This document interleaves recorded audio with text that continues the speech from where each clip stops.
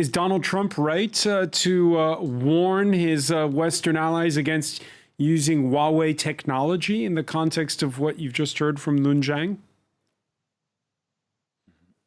Well, that's another long topic. I mean, I think obviously it's to do with the Sino-American trade war, but most probably a long-term conflict between the two nations. I would say that, going back to what the question you posed earlier, it is a problem that Western leaders prefer discussing the market access in China than human rights or other civilian issues.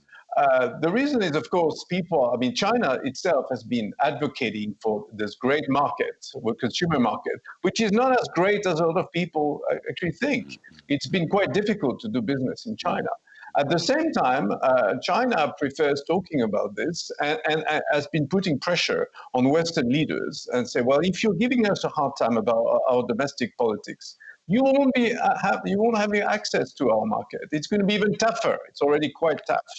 But Western leaders now prefer discussing about the role of state-owned enterprises, the market access, and 5G technology and Huawei, for example, which is a problem. Huawei has received subsidies from the Chinese states, which is unfair practice in the West, which is a problem for a number of countries, including in Europe.